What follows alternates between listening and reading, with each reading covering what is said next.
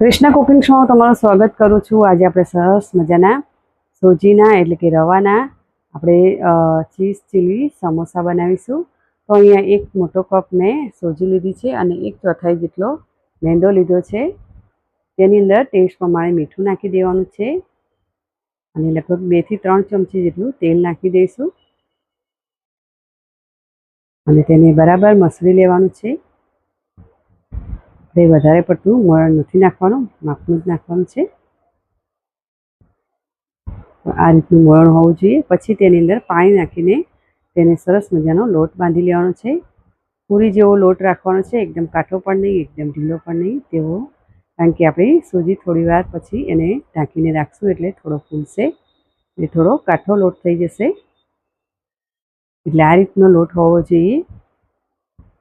પછી તેમાં થોડું તેલ નાખીને તેને સેટ કરીને થોડી વાર ઢાંકીને રાખી મૂકશું એટલે આપણી થોડી સૂજી એટલે કે આપણો રવો થોડો ફૂલી જશે। જો તમને મારો આ વિડીયો ગમે તો લાઇક, શેર અને સબસ્ક્રાઈબ કરજો, બેલ આઇકન દબાવજો અને કમેન્ટ કરજો।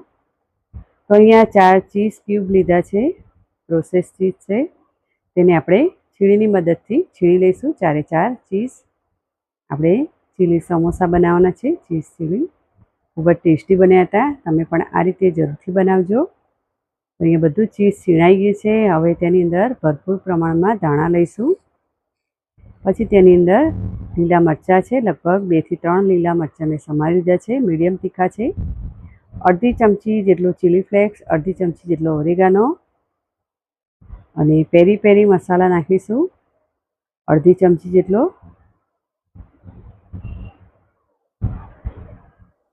ટેસ્ટ પ્રમાણે મીઠું નાખીશું એટલે ચપટી મીઠું, અને મારી પાસે અહીંયા ચપટી લીલું લસણ હતું તે પણ મેં નાખ્યું છે। જો તમારી પાસે વધારે હોય તો વધારે નાખવું। બધી વસ્તુને સારી રીતે મિક્સ કરી લેવાનું છે। મિક્સ કર્યા પછી અહીંયા જે આપણે લોટ સેટ કરવા મૂક્યો હતો તેમાંથી એક લોઈ લઈ લઈશું। તો અહીંયા આપણે એક મોટી રોટલી વણી લઈશું। બહુ પતલી પણ નથી રાખવાની અને બહુ જાડી પણ નથી રાખવાની। તો આ રીતની મેં એક મીડિયમ સાઇઝની વણી લીધી છે।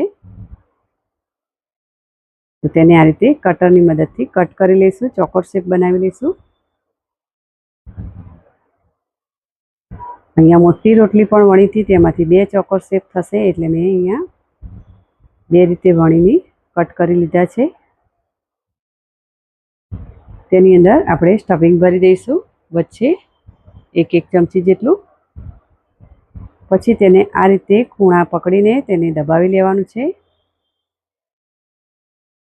તો તેને ટાઈટ આપણે દબાવી લેવાનું છે જેથી ખોલી ન જાય, તેનું ખાસ ધ્યાન રાખવાનું છે।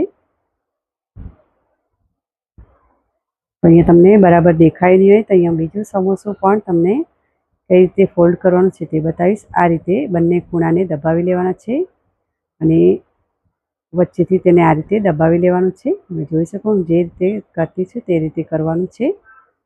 બધા કોર્નરને સારી રીતે દબાવી લેવાનું છે જેથી ચીઝ આપણું બહાર ના આવે।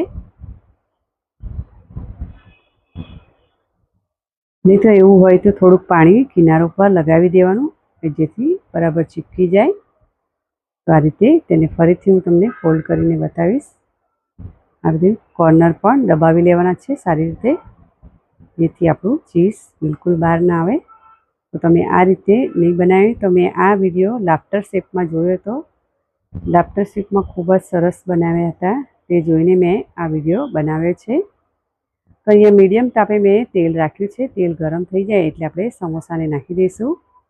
તેને ગોલ્ડન બ્રાઉન થાય ત્યાં સુધી તેને તળી લેવાના છે અને આ રીતે ચમચાની મદદથી ઉપર આપણે તેલ નાખીશું જેથી ઉપરથી પણ સરસ મજાના ક્રિસ્પી થાય।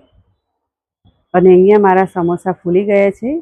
તો હું તમને એક ટિપ્સ આપી, જ્યારે તમે રોટલી વણી દો ત્યારે કાંટા ચમચીની મદદથી તેને કાણા પાડી લેવાના છે અને પછી તેને કટિંગ કરીને આ રીતે સમોસા ભરી લેવાના છે જેથી આપણા સમોસા ફૂલશે નહીં, બબલ્સ પણ નહીં આવે તેનાથી। સરસ મજાના આપણા ચીઝ સમોસા તૈયાર થઈ ગયા છે। ચીઝ ચીલી સમોસા તમે જોઈ શકો છો અહીંયા કેટલા સરસ દેખાય છે।